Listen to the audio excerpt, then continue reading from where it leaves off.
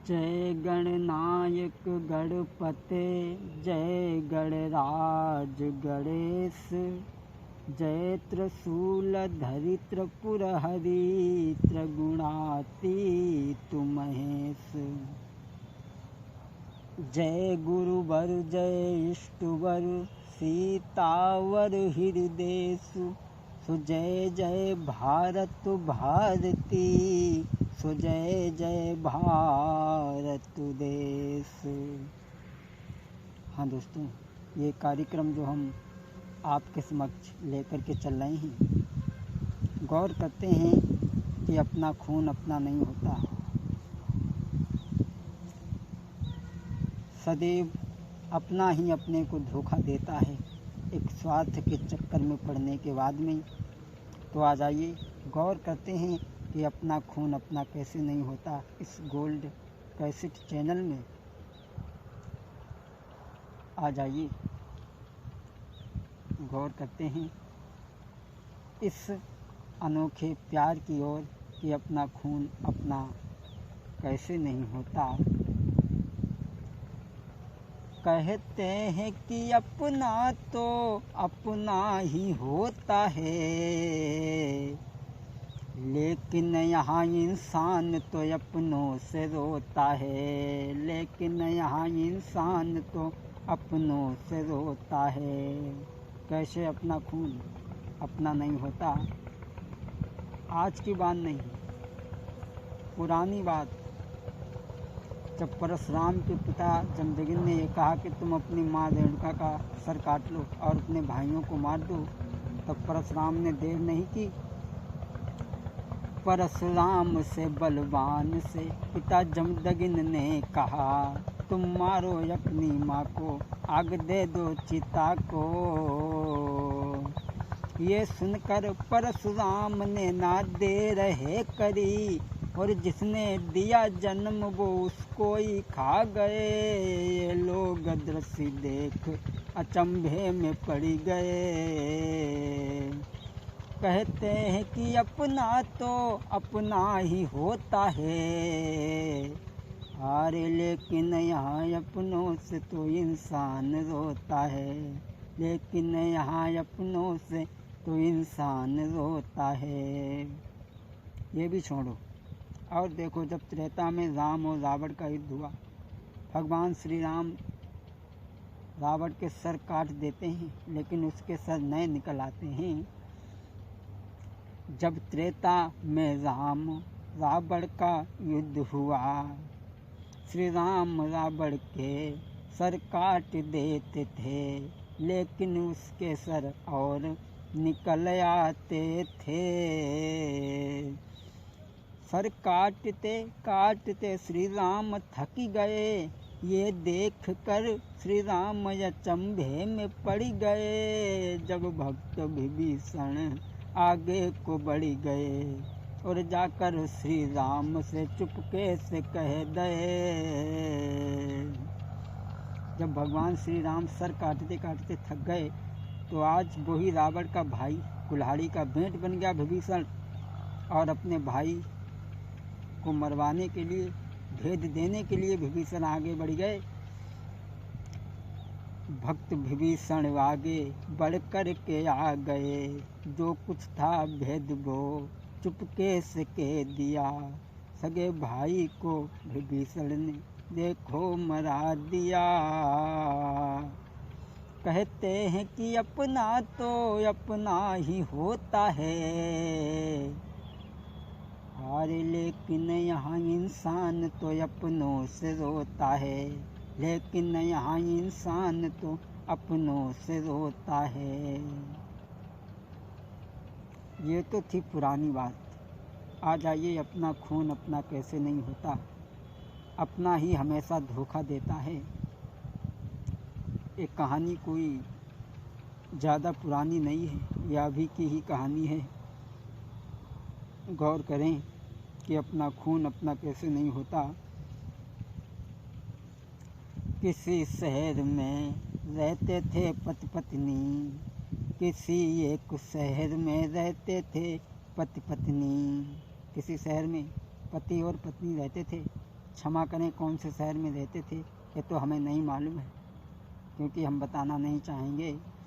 किसी शहर में एक रहते पति और पत्नी थी। पत्नी वो सुशील पति को बुचाती थी। पति भी अपनी पत्नी को बहुत चाहता था। सीमित था परिवार, घर में 2 ही बच्चे थे। सीमित परिवार था, एक लड़का और एक लड़की। पति और पत्नी केवल 4 ही प्राणी रहते थे। 2 बच्चे उनके घर में बड़े ही सुंदर थे। एक लड़का और लड़की, केवल ये 2 ही थे। ये 4 प्राणी घर में केवल ही रहते थे। पति और पत्नी में बड़ा प्रेम था भाई। उनका जो प्रेम का तक बिन गा कर कहें। कहते हैं कि अपना तो अपना ही होता है। अरे लेकिन यहाँ इंसान तो अपनों से रोता है। लेकिन यहाँ इंसान तो अपनों से रोता है। पति और पत्नी में दोनों में बड़ा प्रेम था। एक दूसरे को बहुत चाहते थे। पत्नी जब तक अपने पति को देख नहीं लेती थी, खाना नहीं खाती थी। और पति भी सर्विस करने जाता था। पत्नी को बगैर मिले कहीं को भी नहीं जाता था वो। अब धीरे धीरे दोनों में प्रेम बड़ा काफ़ी। कुछ वक्त यूं ही और भी बीत गया है। धीरे धीरे कुछ वक्त जब गुजरा, लेकिन एक दिन उनके घर में बदमाश आ गए। वो पति और पत्नी घर में ही घिर गए। एक दिन घर में बदमाश आ गए। वो पति और पत्नी जब घर में घिर गए, एक दिन उनके घर में बदमाश आ गए। वो पति और पत्नी घर में ही घिर गए। एक दुष्ट ने उस पे गोली चला दी। एक बदमाश ने उसके पति पे गोली चलाई। एक दुष्ट ने उसके पति पर गोली चलाई। ये देख कर पत्नी बहुत घबराई। वो पति की जान बचाने को खुद आगे आ गई। जो पति की गोली थी वो स्वयं ले लई।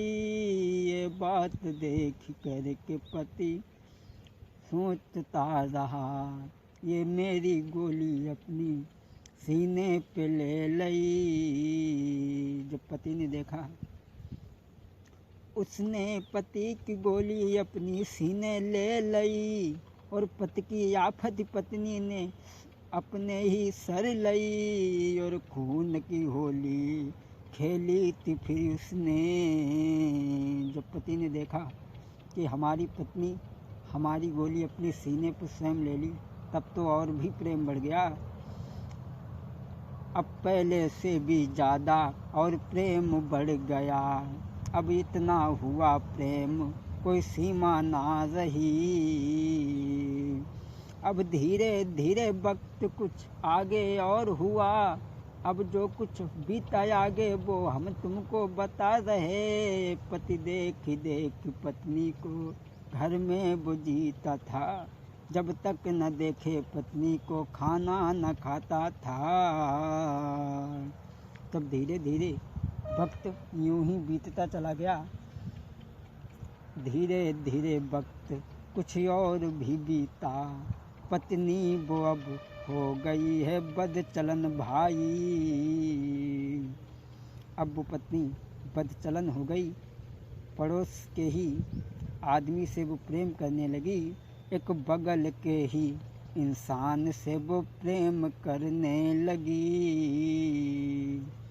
अपने पति को भूल करके एक बगल के इंसान से ही वो स्त्री प्रेम कर बैठी।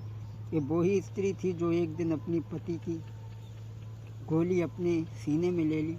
और आज वो स्त्री अपने पति को धोखा दे गई, दूसरे से प्रेम कर बैठी।